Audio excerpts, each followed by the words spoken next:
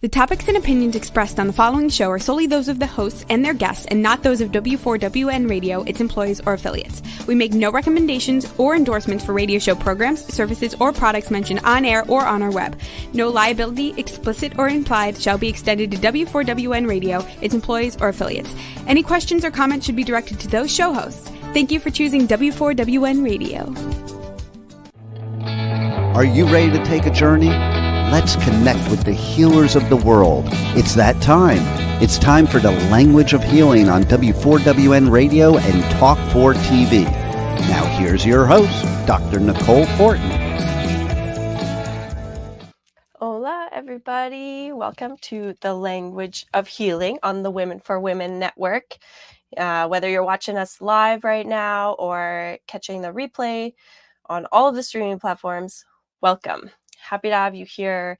And today we're just gonna go back to the basics, because perhaps you've noticed you've been going through some shifts and changes, and September brings that new school year season here, and so it's almost like a reset for a new year. Check in with your intentions, what you're doing it for, and how today we're going to touch on how Chinese medicine and acupuncture can help you in living your best life in harmony and balance, and getting the most out of your situations, your environment.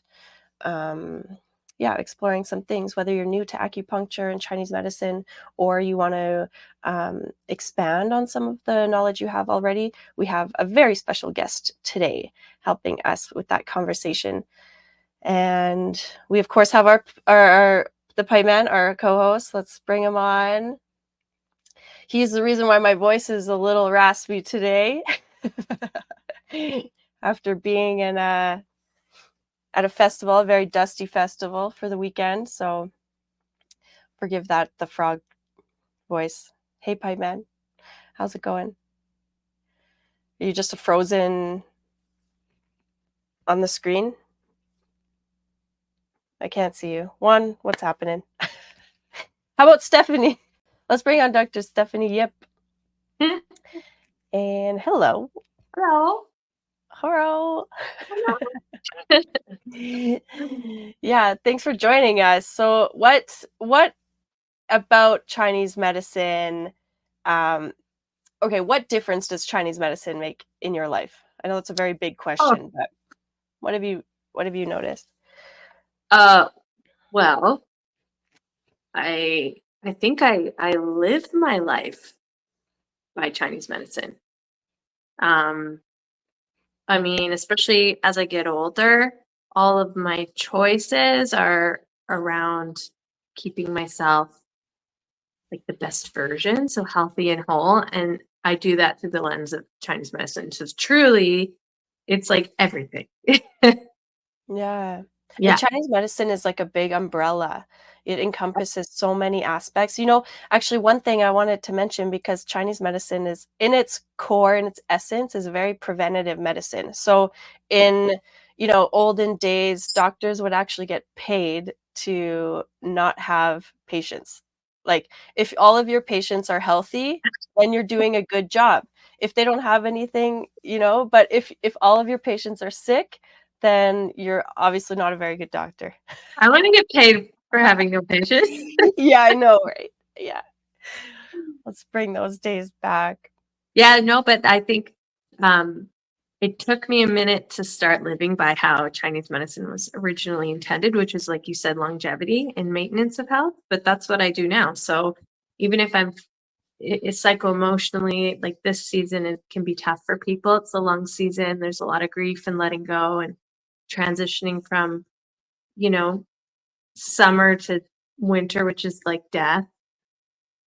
And so seeing that psycho-emotional aspect, if I'm feeling anything more so than I normally would, I sort of try to track it and correct that imbalance if there is some. So yeah, it's totally all encompassing, and yeah, love it.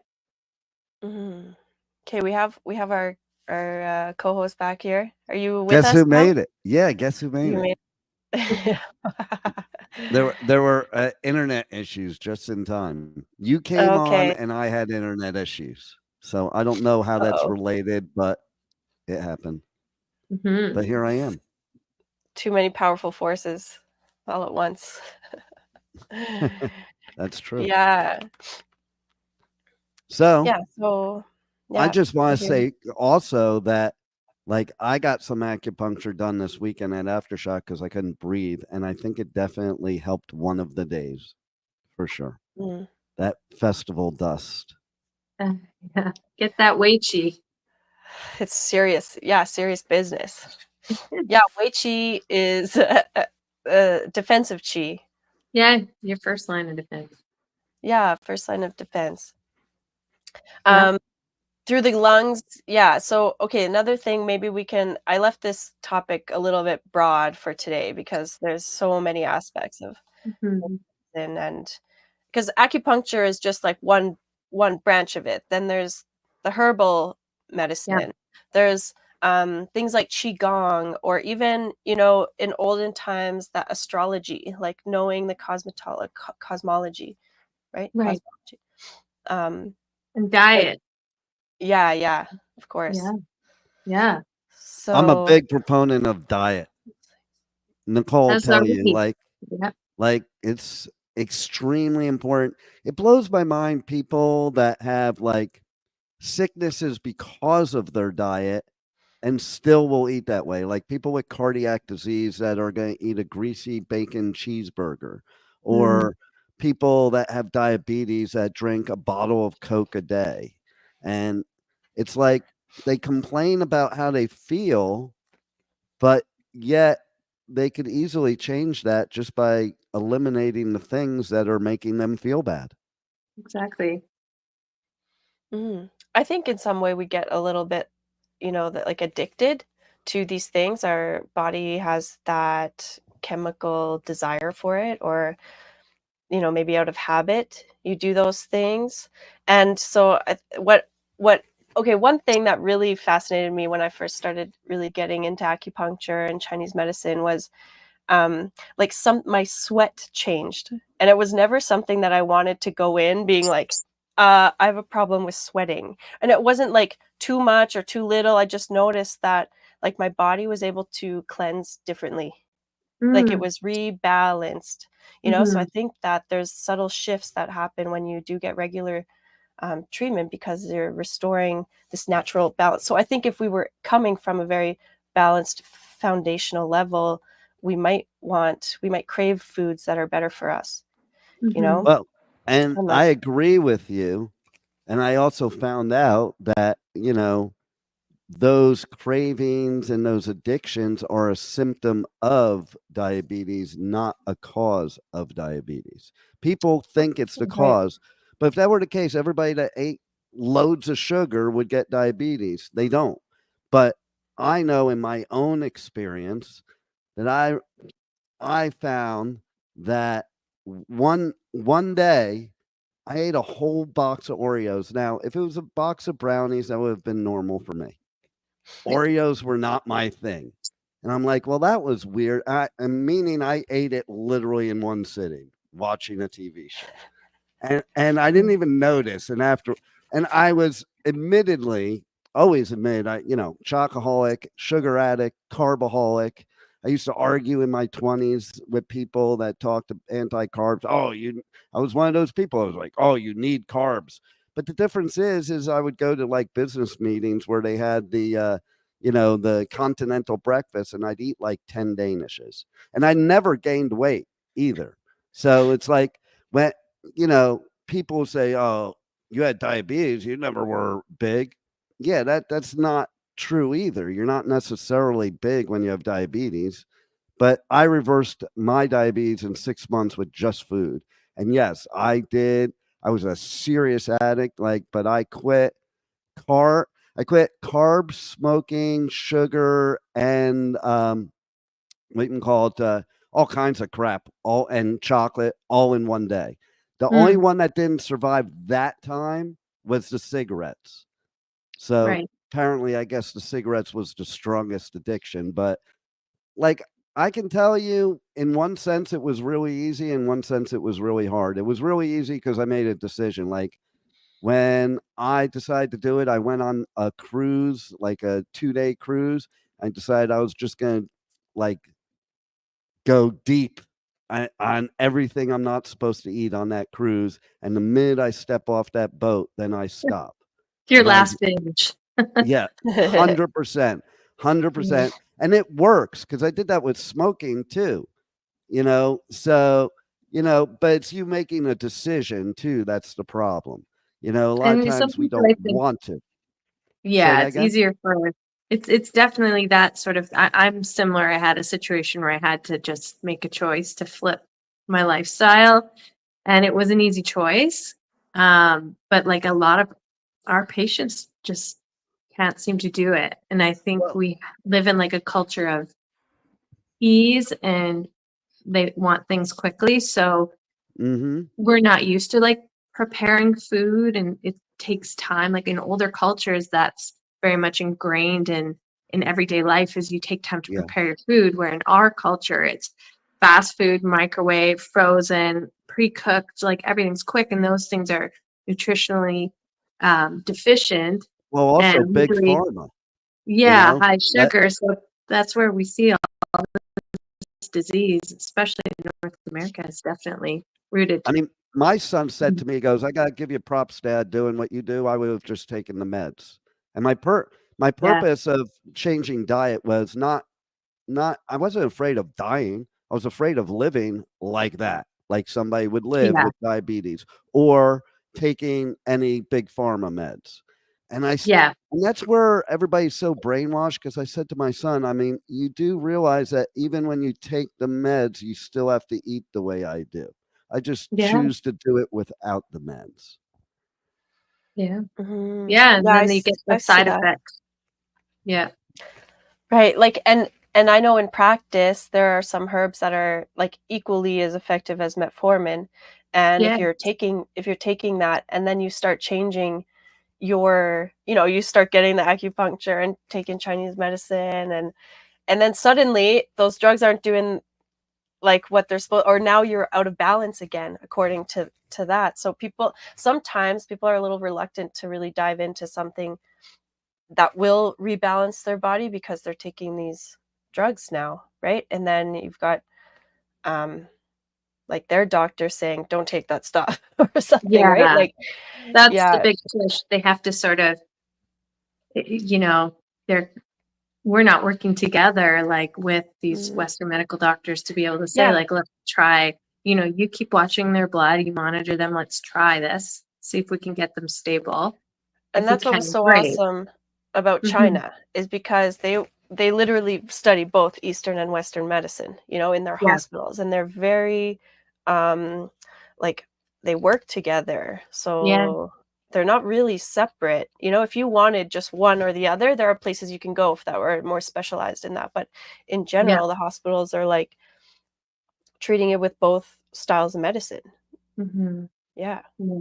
And the And integration is just the way Chinese medicine works within the body, like we were saying, the longevity medicine. Yes, we can treat acute things, and yes, we generally do get mhm, patients coming in when we're already at this chronic stage or the wheels have already fallen off.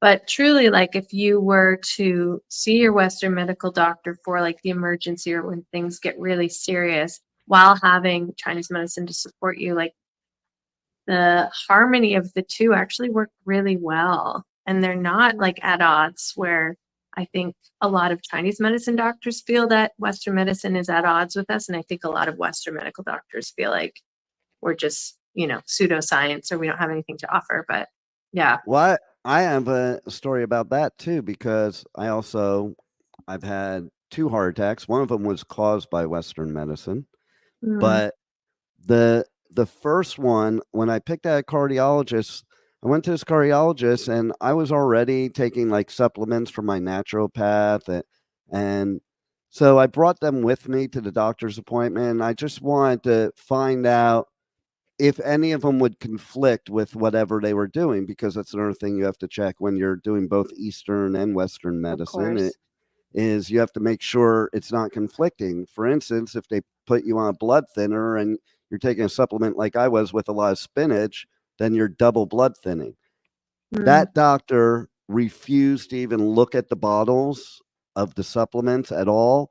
He just basically said, yeah, that stuff was all good before, but now you actually had a heart attack, so that stuff's not going to do you any good. And he was so against it that I walked out and I literally called everyone in my area, had called every doctor in my area to find out, not a doctor, a cardiologist that would be pro natural medicine or pro Chinese medicine, but would be at least willing to be open to it. Yeah. And, That's hard to and find. yeah. Yeah, And because it's a so, lot of information too. Like you have to really know your stuff. I mean, to really study like the herbal medicine or pharmacology, like that's and the interactions and Oh, and they don't yes. teach that. I was pre-med in college, and they do not teach in any way, shape, or form that type of stuff. They don't even teach about prescriptions. They do like an hour of prescriptions and an hour of nutrition in the whole 8 years of college. So, they don't really know. And that's what was cool about my cardiologist, because I brought stuff in and he read everything, and the things he knew, he would say, yeah, this is okay. No, you might want to lay off this for a little while. And then the ones he didn't know, instead of acting like it was a know-it-all, he basically Google searched it, because he admitted that he didn't know anything about it. So instead of just saying no, he decided to research it while I was sitting there and gave his opinion based on that. How Good often old do Google. Western doctors do that? yeah, of course, you always got to check your references, Mhm. But especially when you've been in the industry for a long time, like there are some basics that are there, but well, Yeah. and things are changing, especially with like prescriptions. Things are changing and evolving all the time. What I find fascinating is that well, I was inspired, this is a big project, but and probably what stops a lot of that um cross like not contaminated integration, I guess, is like Mhm. that when we look at a herb or like a medicine, we classify it in a very different way than Western medicine. So really, Right. you have to understand both forms of medicine and how it will work. And but I mean, as we go along, like what are some like valerian? I think is like quite a common one that's both used in Eastern and Western medicine, different Yeah. um for similar effects, so I think there are a lot of similarities. It just takes a lot of work to dissect that Yeah. and to have For to sure. know both realms really well. So yeah, Yeah. Chinese medicine, I think, is an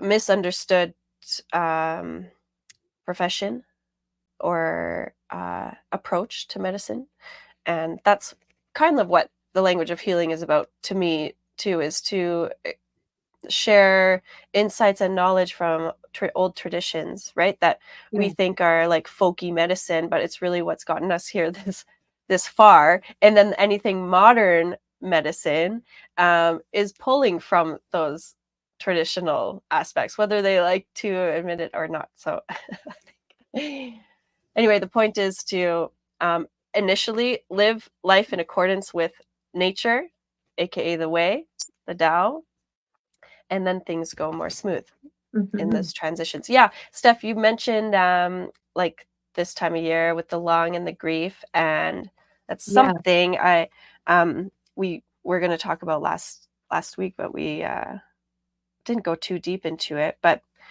the connection with depression, grief, anger Mm. this time of year. Mhm. Yeah, do you have anything to add or share? Um, I mean, I think in terms of like what Western or North Americans can feel, especially if you're in a place that has seasons like we do, like that seasonal affective disorder sort of starts to come. The days are getting shorter, the leaves are dying, the weather's getting cooler. Naturally, like the mood is sort of decreasing, or at least that's what we see.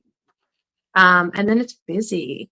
Like school is full blown. People are getting ready for holidays and like things are happening. I think like September's the heaviest birthday month. So there's just like a lot of stuff happening in this short period of time. And in Chinese medicine, yeah, it's the season of the lung. So that's our like first line of defense and our breath. And in terms of emotion, it's sadness and grief, and like you said, letting go, or like being able to move through things. People are getting like allergies and colds. It's just like a lot, I feel like, this time of year, isn't it? Mm-hmm. Yeah, like kids are Yeah, back in because it's school. it's like the harvest. Well, we just had Thanksgiving here in Yeah, Canada, and it's yeah, like harvest time, where you cultivate all the fruits. Like, think about the size of a seed, and you're spreading those seeds like in the springtime, and then all summer it comes to fruition or over the year. And then when you're picking it, there's like they're bigger sized items. So it takes right. time and effort. And I feel like we're opposite in Pick North it. America than what we used to be. Like when we used to be more farming, harvesting, gathering, this was the season of celebration, right? All of your labor was coming to fruition. You were getting all the fruits of that labor, literally, and hoping for abundance to like get you through the winter. And it was time of rest. Like you just worked your ass off for months. And now days are getting shorter and we're resting more. Where I feel like in our culture, it's opposite. Like it's full gung ho, especially like if you're a parent. Shit is crazy this time of year. Lessons, No doubt. sports, kids, wild. And like, I just think, yeah, we tend to wind up instead of naturally maybe wind down after the long days and the summer months and the hard work. We're sort of living a little opposite. Yeah, I've always felt that too. Like that Yeah. summer holidays quote should be like in the winter, because that's when we should Yeah. be resting. And, but there's so many social engagements, events, activities. Constant. Yeah. It's so then of course that depletes the natural like state, Yeah. because you're Yeah. just And then pushing it. we are. And that just like the energy of the season, like we said, like the grief and the sadness and maybe an inability to clear things out. And so we get sick, we get tired, we get sad, no sunshine. The no sunshine is huge. And then the Yeah. overeating, like they say flu season because it's cold, which makes no sense because cold is not what breeds it. It's the overeating of Thanksgiving or at least here in the US, Thanksgiving and Christmas all in 1 month. Right. Yeah. And and in Chinese medicine, and especially where we live in Alberta, it's very dry here. The lungs don't like dryness. So that inability to like manage your body's fluids kind of go down. We're more susceptible to things. I think that's why we tend to get sick here, especially, and we're not getting the vitamin D, and you're not supplementing, and you're really not getting the vitamin D. And then, yeah, you're eating all this like, you have Thanksgiving and then Halloween, and then it's people go on holidays before Christmas and then Christmas time. And yeah, just recipe for disease and unwellness. No doubt. Yeah, and like really naturally that time of year, the water quality or the kidneys, like our root of life, where we should be really resting and rejuvenating ourselves. And that's next, right? That's after the lung season, it's kidney. So yeah. Sort of. Yeah, so I think it is a hard transition because you're kind of like being forced inward when there's other forces pulling you back out. So it's like a bit of a push-pull dynamic. Yeah, and like I said, people don't. It's exhausting. What I see in my practice is it's very hard for people to do anything that takes time that's like worthwhile, like cooking food slowly, sitting down to eat your food slowly, getting up and exercising with your natural rhythms, like when the cortisol is high, like getting to bed early. They don't really like to do those practices that are going to like get you that longevity. Yeah. Takes effort. That's where the willpower, when we were talking about, like, yes, you can decide in one day to change your life. It's just like, isn't it interesting that in theory that's makes sense, we could all do that, but we wake up that morning and it's like you're still hardwired this way. So if you have the strong will, which is that kidney energy, that essence, that spirit, Mm-hmm. like that's the main driver, and aka why we call that like the root of life, because Yeah. without the will to do anything, you're not likely to do it. Yeah. So I think that things like the herbs, I mean, what they're intended for is to restore balance in your body, and then once your body is balanced, you don't really need that medicine anymore. Like now you're good, you're whole. And that's the other and that would beautiful change. thing. Yeah, about Chinese medicine, like what you're saying, doctors sort of wanted you to be on this medicine forever. And in Chinese medicine, our goal is to get your body doing these processes on its own. So facilitating it when it needs a little bit of help. But eventually, with proper diet, lifestyle, routine, things that are going to lend to like a robust body, you don't need herbs and medicine and all this stuff. And think about it too. Okay. So like my naturopath, she just basically said, we're going to rebuild every cell in your pancreas. And what the drugs do is they make sure your pancreas does not work properly. So it always needs the drugs. It becomes addicted to the drugs. And, I think the fact of the matter is that, yeah, I mean, if you treat the source instead of the symptom, and if you rebuild, then yes, after a while, you don't need the supplements. I think the supplements are something to get you through that stage to that point. Right. Mm-hmm. And we've done so much damage to our bodies through many years. Like everybody, they want to just take a pill and everything's fixed, that they took 5, 10, 20, 40 years to destroy their body, and they want it to be fixed in one day. And That's that unfortunately, fast it food doesn't happen. mentality again. Yep. It doesn't happen that way ever. I think that's probably my biggest frustration as a Chinese medicine practitioner, is trying to change a mindset of a North American person who lives like that, who just wants a pill to make it better. They don't want to do the work. They don't want to take the time, and they don't want to recognize that it took them 20, 30, whatever, how many ever years to get sick. It's probably like my biggest, that in my practice, I have a lot of discussions about expectations, because it's like you have to have realistic expectations. We can't fix 15 years of disease in 5 treatments, because that's how much your benefits cover. Like, this ain't going to happen. You need to have some investment of time and, unfortunately, money to get you better. And food has to become medicine and not, just joy. It's got to be medicine. And all of those poor lifestyle choices have to flip. But most people are just not willing to. They, unfortunately, are okay being sick, or they're okay being okay. They're also programmed by these insurance companies, because they'll spend loads of money causing disease in their body, but they don't want to spend any money to heal it, because, hey, I have insurance. Insurance company will pay for it. Right. Yeah. And I think even in Canada, we're a little bit, our mindset's skewed, because we don't pay for healthcare here. We're able to go see the doctor without a bill. We don't have to pay for like very expensive insurance every month to like get us through. So then when we do have to pay out of pocket, it's like we can't fathom it. Right. Whereas I think in other places, people are willing to pay for their holistic practitioners, because the other side of it is they're paying for expensive diabetes money, insulin, and other medicines and stuff like that. Totally. Yeah. It's unfortunate. I also want to say, with the acupuncture, I can't tell you how many people I've known that they're like, well, I tried it and it didn't work. And I was going to say that's a bit.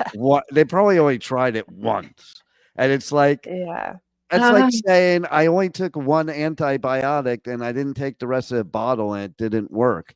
That would Yeah. be the only way you could get through to those people because And I it's think the the same onus thing. of that is on us as practitioners, as Chinese medicine practitioners, is really educating our patients. Like I Yeah. said, like in my practice during the consult, we have these discussions of how Chinese medicine works.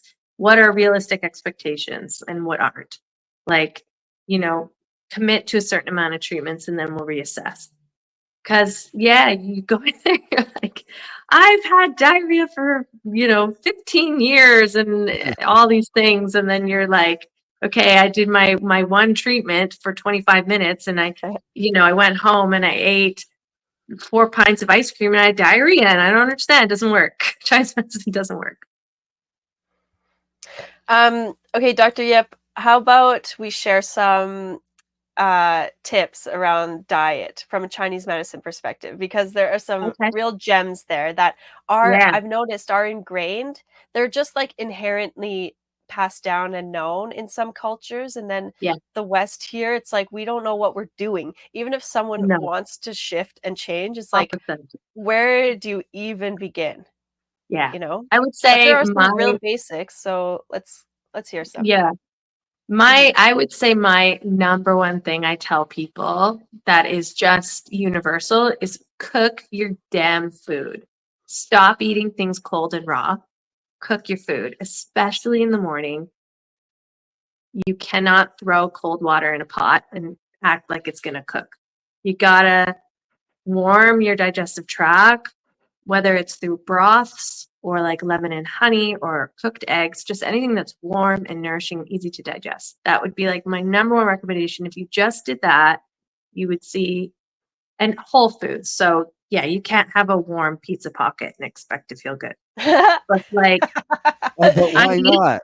What? Especially at like How about 12:30 at if I night? warm my lava cake? Will that work?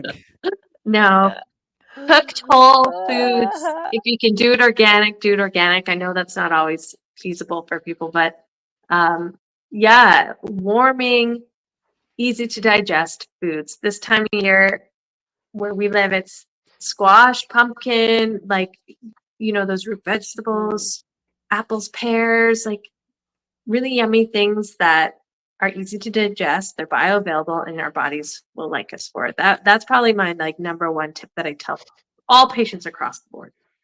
Hey, we Yeah, and got I a would. comment from somebody. I don't know if Oh, either one of you know this person, I didn't but see this. yeah, so I'll show it to you. Oh, hey, Daryl. It's Hey, ladies. Daryl. How you doing? Daryl, thanks for watching. You're the best. That's awesome. Hilarious. Yeah, that's cool. That's cool. Did you tell him we were coming on today? No, I didn't. No. Okay, awesome. Or I out to did. I guess Daryl. I don't remember. Maybe I did like last week or the week before, but I don't think Yeah.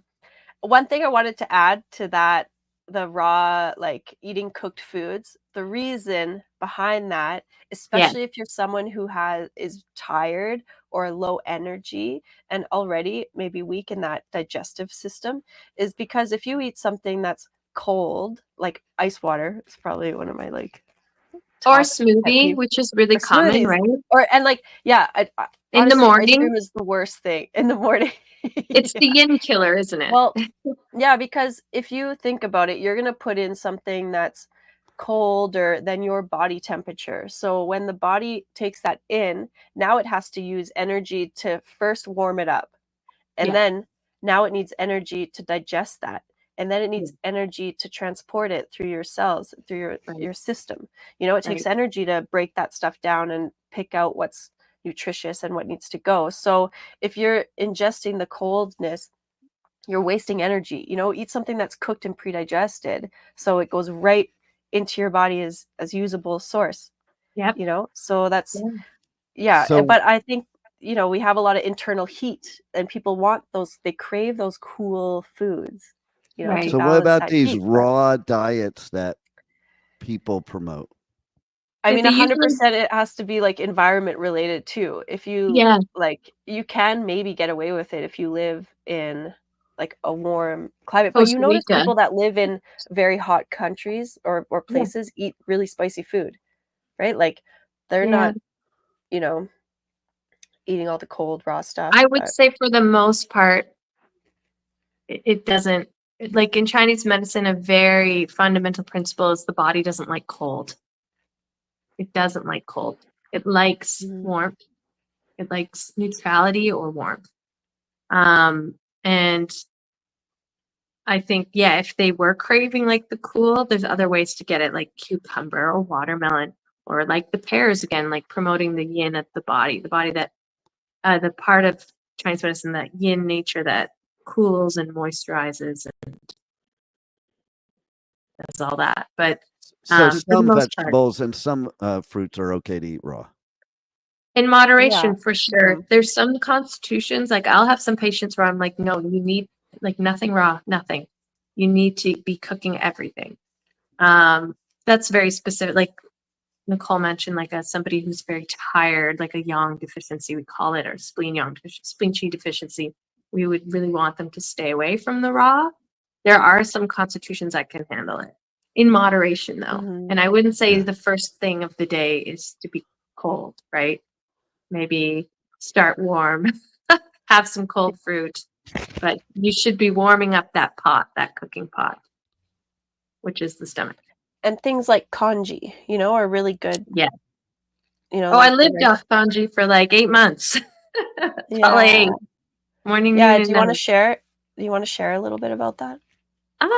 I think it might be good for another day because it's a long topic, isn't it? All right. Yeah. Fair. Yeah. But no, I had a health crisis, and truly, like, diet was what turned it around. A big aspect of that in my situation was a weak middle jaw, or weak digestion. So I had to do everything I could to lend some strength and support to my digestion, and that I did that through just eating congee, which is like a rice porridge with bone broth and very just absorbable things where my body had to exert zero energy to get it in. But yeah, I lived off that for like 8 months. It was I still love it. Hmm. Yeah, it's very restorative. Yeah. Yeah, I'm reminded this one thing I love sharing with people, in an attempt to better understand how your digestive system works or what happens when you take in food, and the idea behind, like, Chinese medicine can be very metaphorical, but we have this concept of like the three burners. So in your Mm-hmm. torso, you have three different sections. You have the Mm-hmm. lower, the middle, and the upper. You just mentioned the middle jiao, like middle burner. So it, like, visually, it's as if the bottom, the lower one is a fire, an open fire. You put the wood on there and we've got fire cooking and sparking, and then the middle jiao is the cauldron. So this is where, like, we're cooking the food, right? So if you don't have enough fire from the bottom, which would be things like your adrenals, your, Mm-hmm. like your constitution, your Yeah. passion, like things that really spark that fire. So if you don't have enough fire, you're not really going to cook the food. It's going to be cold. And if so ideally it's warm enough to cook the middle. And then once that's cooked, you start to have the steam at the top, right? Like a warm meal has a Yeah. steam, and the steam is the usable nutrients that get distributed through your body. So if you're constantly eating cold and it's not really getting to transform, then you're not having that steam or the mist that's nourishing your cells, right? So I you're, love that and then, analogy. yeah, and then when things are Yeah. cold, it's stagnant. It doesn't flow. You Yeah. don't put like cold on something to help it heal. Like you need movement, you need blood flow, you need circulation. Yeah. I love that. I remember that Yeah. analogy from school. I love it. I think I even Mhm. remember the drawing on this board. Yeah, sure. Yeah, Hmm. no, Yeah, that so it's so no important. cold. Yeah, that was, Yeah, but we're like, talking about diet. That's probably, and this time of year too, I really encourage all of my patients to like get into making soups. It takes yeah. time. There's steps, and it's actually really cathartic. If like have your kids or family join you in the kitchen, like chop vegetables together. Everybody has a job, talk. Like this is how we used to live. It was more fellowship and then eat what you made together. And it's funny, if I let my son cook, 9 times out of 10 he's going to eat what he made versus if I make it. Even if it's like the same dish that I've created before, he'll Oh, for sure. eat more of it if there's just this camaraderie and love when we're all together in the kitchen, like cooking, and especially something like a soup or a stew that takes time. And then you all enjoy it because you all put the time And in. if you're cooking the food yourself, especially as a kid, in your own mind, you're making what you want opposed to what your Totally. parents want you to have. Yeah. Mhm. Yeah. And you're going to eat it. Right. Yeah. And then I don't know, like for herbs at this time of year, what would you suggest?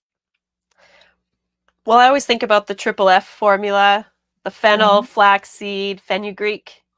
Just equal Okay. portions of it because that helps nourish the lung, like moisten the lung. It's good for your digestive system because the digestive earth element is something very important as we transition and change seasons or change phases of life.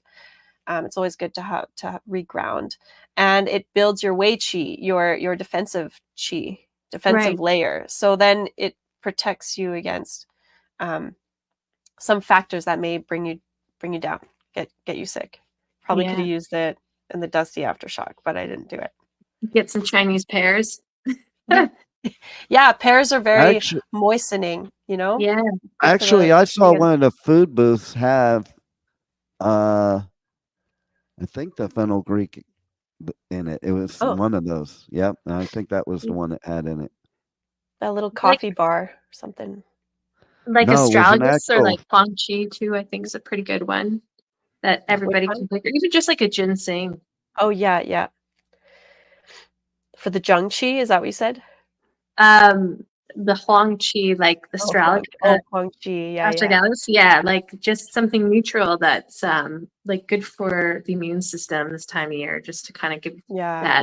that lung a little bit more help to protect us from all the colds and flus that circulate for all these dirty children. Messy.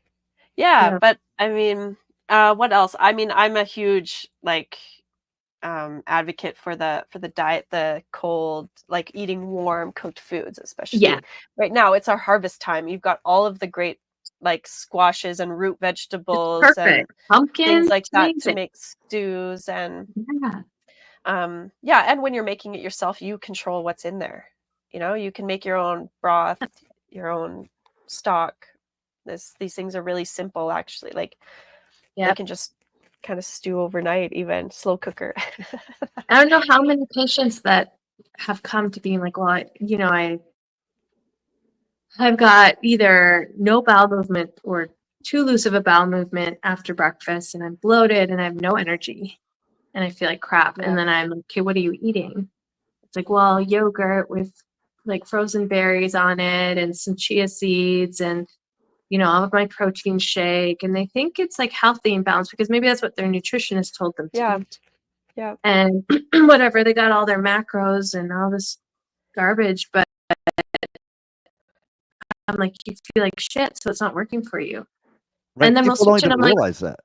No. yeah, because it's just, And I then there's think diet is reluctance to eat some Chinese medicine or something too, right? Like, right. oh, I'm going to stick with this because this is the fad or My this is what's dietitian told me this is what I should eat. yeah. And And it's and like, I just meanwhile, what you believe, just mentioned is like yeah, all pure sugar.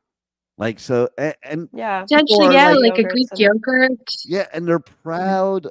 People are proud when they get food coma. Like I hear people say it all the time. Like, and I'm like, you do realize that means nothing good.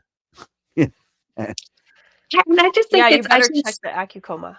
yeah, I can see how Yeah. people get frustrated because they think, this cold smoothie that has the kale and the avocado and everything else, they're frozen berries and a scoop of Greek yogurt, no sugar. Like they think it's good because they've been told that.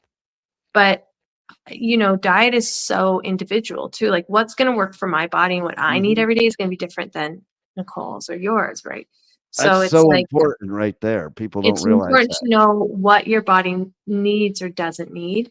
And, but yeah, when I get these patients, I'm like, just try it for a couple weeks, having something warm, whether it's a warm broth or cooked eggs, some sort of like maybe a root vegetable or even an oatmeal. The carbs are scary to some people, but I'm like, just try it. You're going to have more energy. It's going to be lasting energy. So it's not like you get that jolt in the morning and then you're crashing at noon. Yeah.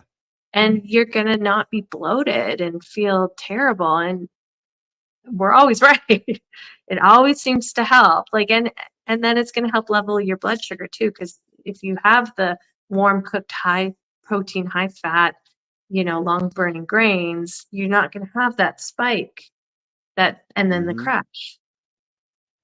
It's even interesting, like, because a lot of the health food nowadays is all marketing. Like, even if you go back to V8 and people drinking V8 as a healthy thing, it's like one of the most unhealthy things. Yeah, I And forgot about V8. and it's amazing when you start reading labels what they put into stuff. Like when you see a high content of sugar in frozen broccoli, like it kind of blows your mind. Like, why did they put sugar in here? Oh, And or Yeah, anything like that. Or like you were saying before, there could be things that are high sugar, but if they're high fiber too, or if it's something, if you're eating the proper thing, it won't give you that spike. Even with rice, white rice is horrible for the spike, but white basmati rice is not. So, mm, you have to kind of know these different things, or even how far along something is. Like bananas can be either good for a diabetic or the worst thing for a diabetic. And they're right, good when they're still partially green. Once they're right, really ripe, that's when they're just pure sugar. You right. know? And it's right. Like even with the rice, food combinations are important too. Like Yeah. how you're yeah, pairing food and then how you're preparing food is Yes. important. yeah. So, like we were saying with the congee, I don't think you get the spike when you're eating congee, do you? Like, I don't think you get a blood sugar spike. I don't think it raises your glycemic index. I'm Well, not it's like sure. it's so it's so broken down. All Yeah, that stuff has already had time to process, and you're just, yeah, yeah, And it yeah, is different getting for the every essence of it. person. You can't just give a one size fits all. And I think that's Yeah, when it's important also to go to professionals like yourselves, because people think natural medicine is DIY. right. And yeah, DIY could kill you because you know, let's say somebody says, go on this juicing program. And let's say you're already a diabetic. That could kill you, The yeah, but influencer influence, right? You have all yeah, these randoms on Instagram, and I'm always like, where are you getting your information? Or they're like telling everybody to take a certain, I see a lot of these people, I don't know what their background is, but they'll like have one Chinese herb and they're like hawking it. And I'm like, well, no, this isn't going to be good for everybody. Like right, this is going back to like being properly trained. yeah, You can't just pick a formula and say this is good for anybody with diabetes or right. anybody with a lung condition or cardiovascular condition. No, it's not. It's very individualized. It isn't like Western medicine where here's the umbrella of what it treats and here's everybody underneath it. I Like call it the cocktail. They do too. yeah, Like when you have a heart attack, they tell you this is the cocktail. I'm like, well, I'm not that taking those everybody things. gets. Yeah, they yeah, say that. They said that to me. I'm like, well, I'm not taking that. There was one specific thing. I'm like, I don't care. I'm not taking it. Yeah. But that's the cocktail.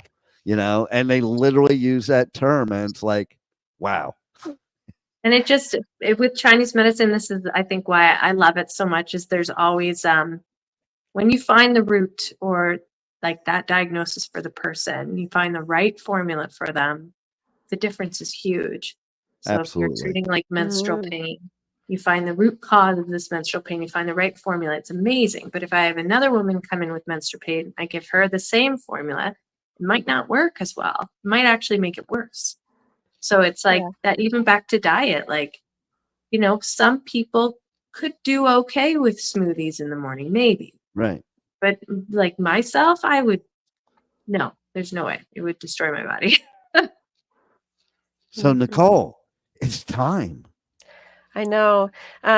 Steph, why don't you tell us how we can connect with you and how people can reach out? Okay. Your socials, your website. Yeah, you can find me at the root_wellness at the way, or on Instagram, sorry. And then I work at a clinic called The Way Holistic Collective in Calgary, Alberta. So that's also where you can find me. Awesome. Okay, thanks for joining us today. That hour just flew by. So I know it did. Thanks for having me. We'll have to meet again.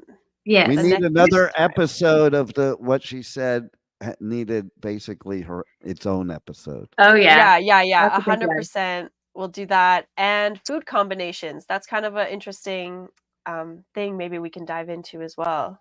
Yeah, you should get Gat on that one. I know. I was like, we need Dr. Gat here too. Yes, he would be great to have for that. Yeah, 100%. Culinary expert there. Okay, well, thank you everyone for listening and tuning in this week on The Language of Healing, w4wn.com. Find us every Tuesday at 2 p.m. Eastern Time. We'll see you next time. Bye. Wow, what a show today. And the journey does not stop here. Come travel the world with Nicole every Tuesday at 2 p.m. Eastern Time as together we become more fluent in the language of healing on W4WN Radio and Talk4 TV. See you next week.